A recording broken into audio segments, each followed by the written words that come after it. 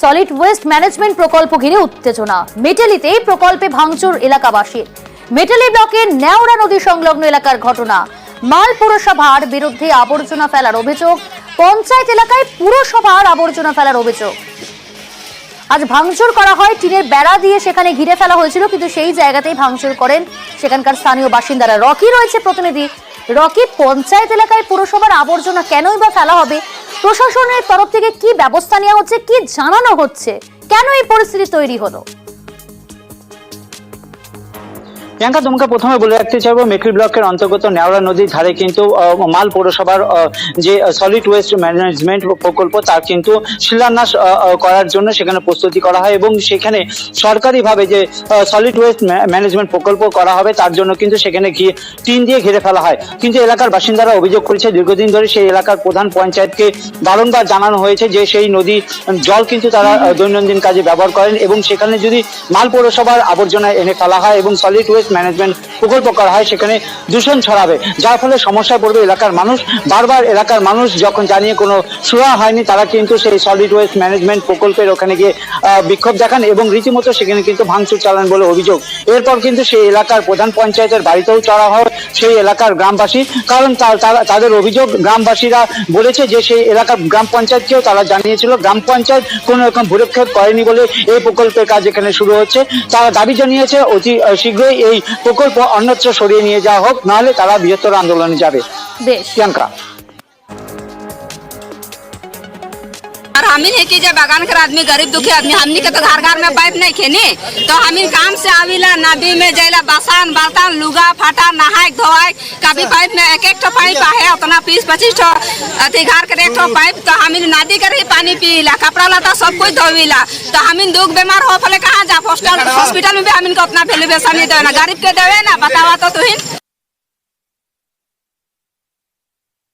এখানে বিক্ষোভ প্রদর্শন এরা করে, প্রচুর পুলিশ ফোর্স এসছেন, অ্যাডিশনাল এসপি এসছেন, এসডিপিও আছেন, 2 থানার আইসিরা আছেন, সমস্ত ফোর্স আছেন। এদেরকে বোঝানোর আমরা চেষ্টা করেছি, স্থানীয় স্তরে বিডিও আছেন। একটা মিটিং ডেকে আবারও ওদেরকে বোঝানো হবে, তারপর আমরা আবার পুনরায় শুরু করব।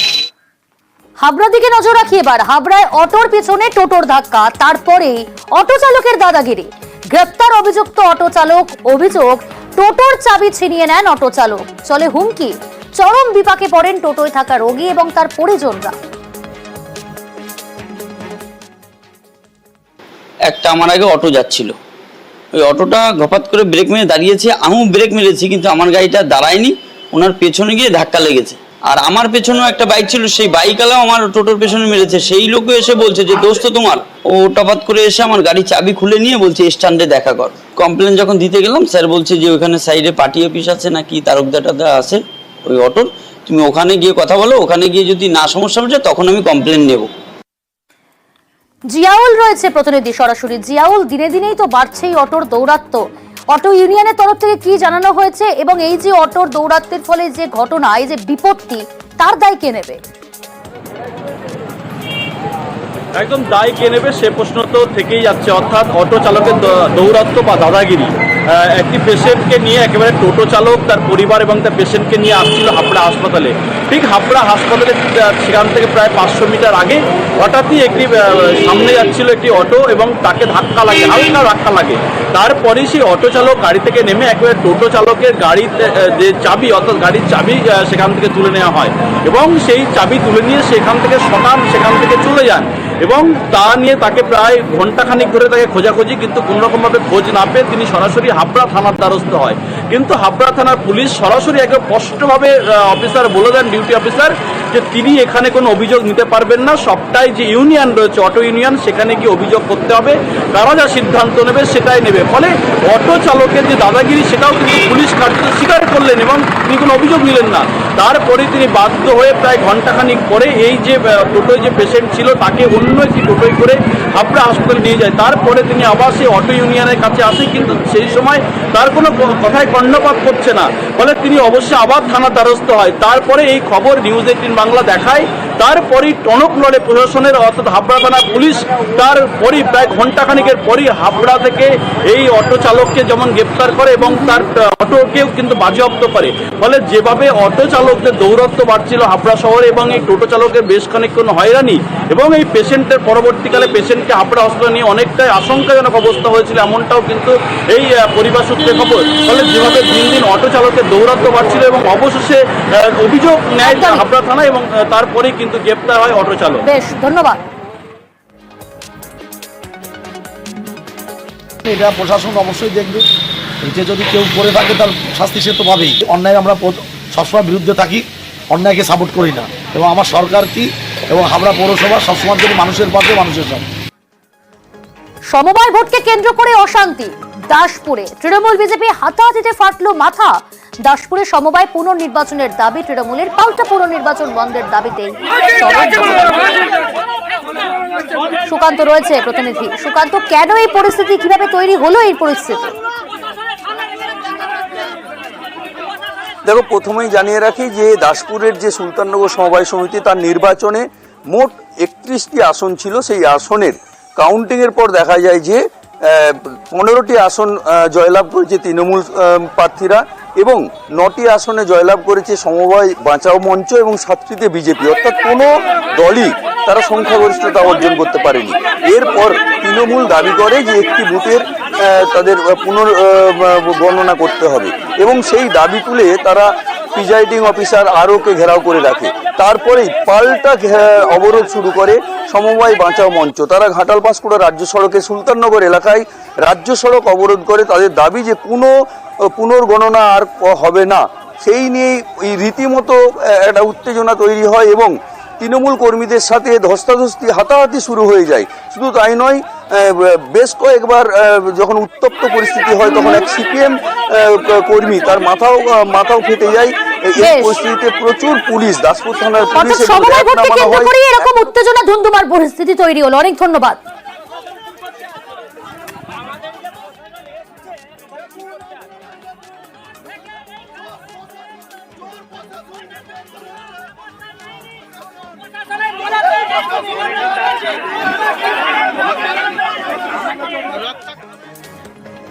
এদিকে নিউ ব্যারাকপুরে জলের পাইপ ফেটে বিপত্তি, খাবার জলের আকাল সংকট 3টি পুরো এলাকায়। নিউ ব্যারাকপুর, মধ্যমগ্রাম, বারাসাতে 1 সপ্তাহেরও বেশি দিন আসছে না পর্যাপ্ত খাবারের জল।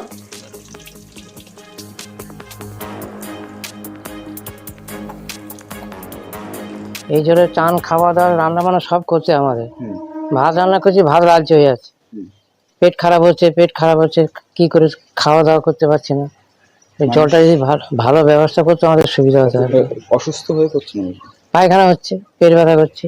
কতদিন ধরে এই সমস্যাটা চলছে? 1 সপ্তাহ হয়ে গেছে। জলটা এত ঘোলা যে আমরা কোনো কাজই করতে পারছি না, কিন্তু এই জল দিয়ে আমাদের সবকিছু করতে হচ্ছে। কতদিন ধরে এই সমস্যা? এটা হচ্ছে 1 সপ্তাহের বেশি হয়ে গেছে। পৌরসভা কোনো জলের না না না, আমরা আমাদের পৌরসভা থেকে কোনো জলের গাড়ি, খাওয়া দাওয়া, রান্না সমস্ত সবই এই জলে, কিছু করার নেই তো। কিন্তু এটা তো কোনো পার্মানেন্ট সলিউশন না, ওদের তো একটা কিছু ব্যবস্থা করতে হবে, কিন্তু ওদের কোনো ব্যবস্থা করছে না। আমরা চাইছি জল যেন পরিষ্কার আসে। পুরো টোটাল মধ্যমগ্রামের এই সমস্যা তো পৌরসভা তো জানবেই না। জিয়াউল রয়েছে। জিয়াউল, কল থেকে পড়ছে ঘোলা জল, স্থানীয় বাসিন্দারা সেই জল ধরে রেখেছে যে পাত্রে, সেই পাত্রও দেখালাম দর্শকদের, কিন্তু পুরসভা কি বলছে? দেখো, পুরসভার যেটা স্পষ্ট দাবি যে ওয়াটার ট্রিটমেন্ট প্লান্ট অর্থাৎ নিউ ব্যারাকপুরে এই প্লান্ট, সেখান থেকে নিউ ব্যারাকপুর, মধ্যমগ্রাম এবং বারাসাত কয়েক লক্ষ মানুষের এই ওয়াটার ট্রিটমেন্ট প্লান্টে পানীয় জল খেয়েই তারা কিন্তু অভ্যস্ত এবং সেখান থেকে জল নেয়। কিন্তু সেই পাইপ লাইনে, ওয়াটার ট্রিটমেন্ট প্লান্টের পাইপ লাইনে হঠাৎই অর্থাৎ সেখানে লিকেজ হয়, অর্থাৎ ব্লাস্ট হয়, ফেটে যায় এবং তা নিয়ে কিন্তু পৌরসভার পক্ষ থেকে বা ওয়াটার ট্রিটমেন্ট প্লান্টে কোনো রকমভাবে মাইকিং করা হয়নি। ফলে 7 থেকে 8 দিন ধরে সেই ঘোলা জল অর্থাৎ পাইপ লাইন থেকে একেবারে ঘোলা কাদা জল, কাদা মাখা জল কিন্তু আসছে এবং জানিয়ে একবারের জন্য কোনো পৌরসভা কিন্তু কোনো মাইকিং করেনি। ফলে কিভাবে জল আসছে, সেই জল কিভাবে তারা ব্যবহার করবে তা নিয়ে বিস্তার অভিযোগ রয়েছে। ইতিমধ্যেই পৌরসভার পক্ষ থেকে জানানো হয়েছে যে 2-1 দিনের মধ্যে সমস্যার সমাধান হবে, কিন্তু কেন মাইকিং করা হয়নি, কোথায় সমস্যা, সেটা কিন্তু কোনো এই বাসিন্দাদের জানানো হয়নি। ফলে তীব্র ক্ষোভ জমছে নিউ ব্যারাকপুর, বারাসাত এবং মধ্যমগ্রাম পৌর এলাকায়। ধন্যবাদ। এই বর্ষাকালে দেখবেন গঙ্গার জল একটু ঘোলাটে থাকে এবং সাদা ভাত থাকে, সেটা আমাদের ওয়াটার ট্রিটমেন্ট প্ল্যান্টে ওটা পরিশুদ্ধ করে তারপরে পানীয় জলটা আমরা পাঠাই।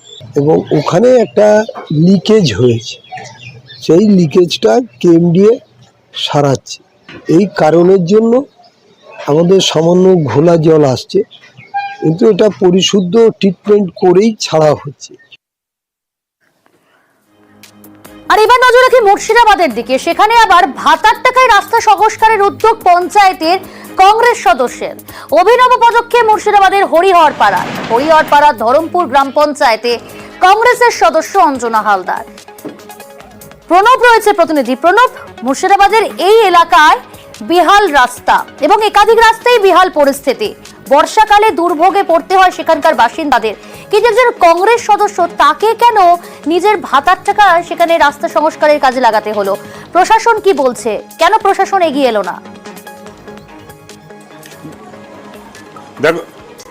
দেখো, হরিহরপাড়ার ধরমপুর পঞ্চায়েতের কালুদিয়ার গ্রামের যে পঞ্চায়েত সদস্য রয়েছেন, কংগ্রেসের পঞ্চায়েত সদস্য অঞ্জনা হালদার, সে তার দাবি যে বারে বারে পঞ্চায়েতকে বলা হলেও কিন্তু তার এলাকার যে রাস্তা সংস্কার করার দাবি ছিল সেটা মানা হয়নি। এবং এবার এই যে বর্ষা বৃষ্টিতে তার গ্রামে মোটামুটি তার এলাকার মধ্যে 4টে রাস্তায় বেহাল এবং মানুষ প্রায় 1000-5 মানুষ তারা কিন্তু দুর্ভোগের মধ্যে পোহাতে হচ্ছিল। সেই কারণে তার দাবি, তার যে ভাতার টাকা জমেছিল 4-5 মাসের টাকা, সেই টাকা দিয়ে ইট কিনে সে কিন্তু রাস্তা সংস্কারের কাজে হাত লাগায়। এবং তিনি বলছেন যেহেতু তার অভিযোগ যে যেহেতু তিনি কংগ্রেসের সদস্য, সেই কারণে তৃণমূলের পঞ্চায়েতের যেহেতু ভোট, সেই কারণে তাকে গুরুত্ব দেওয়া হচ্ছে না। অন্যান্য জায়গাতে কিন্তু রাস্তার কাজ হচ্ছে। যদিও ধরমপুর পঞ্চায়েতের যিনি প্রধান রয়েছেন তিনি কিন্তু এই কথা মানতে নারাজ। তিনি বলেছেন যে রাস্তার যে 4টে বেহাল রয়েছে একটা একটা করে পাঠানো হয়েছে, তা খুব শীঘ্রই সেই রাস্তা চলে আসবে, তারপর কিন্তু কাজ শুরু হবে। কিন্তু সে কথা কিন্তু তিনি মানতে নারাজ। তিনি বলেছেন যে ধরমপুরের যিনি তোমার অঞ্জনা হালদারের দাবি যে বারে বারে প্রধানকে বলা হলেও কিন্তু কোনো ব্যবস্থা হয়নি। শুধু তাই নয়, বিডিও অফিসকেও তিনি জানিয়েছেন। তবে পঞ্চায়েত সমিতির সভাপতি যিনি রয়েছেন তৃণমূলের আলমগীর মীর, তিনি বলেছেন সমস্ত রাস্তারই কাজ হবে, কিন্তু একের পর এক কাজ হচ্ছে, সেই নিয়ম মেনেই হচ্ছে। কিন্তু পঞ্চায়েতের যিনি সদস্য যে অভিযোগ করছেন পক্ষপাতিত্ব, সেই অভিযোগ কিন্তু ঠিক নয়। প্রিয়াঙ্কা, ধন্যবাদ। রাস্তাটা নিজের বেতন তুলে কটা মাছ ফেলে রাস্তাটা করলাম। ওই পঞ্চায়েতের কথা বললাম, তারা বললো যে আমাদের ফান্ডে পয়সা নেই, বলে জমা দিয়েছে, ডেন্ডার পাস হয়ে গেছে, হবে হবে সেই কথা বলছে। কংগ্রেস মেম্বার হয়েছে না, যেখানে যেখানে খারাপ সেখানে ফেলেছি। গণেশ হালদার করেছে মেম্বার, পঞ্চায়েতে কোনো কাজ পাইনি পর্যন্ত। আমরা কোনো জায়গায় যেখানে দরকার হচ্ছে সেখানে হচ্ছে, কিন্তু করলে এটা ব্যক্তিগত পয়সা দিয়ে করেছে। আমার করেছে, ভালো লাগছে। পথশ্রী প্রকল্পের মধ্য দিয়ে এবং আমাদের মাননীয় বিধায়ক নিয়ামত শেখ সাহেবের সাহায্যে আমরা হরিহরপাড়া ব্লকে অন্ততপক্ষে এই 1 বছরে প্রায় 50 কোটি টাকার ওপর পথশ্রী প্রকল্পে রাস্তার কাজ চলছে। সেখানে তিনি একটা গ্রাম পঞ্চায়েতের সদস্য কোনো একটা পাড়ার গলিতে বা কোনো একটা জায়গাতে 2 গাড়ি বা 3 গাড়ি আধলা ফেলে দিয়ে এটা উনি একটা প্রচার পাওয়ার চেষ্টা করছেন।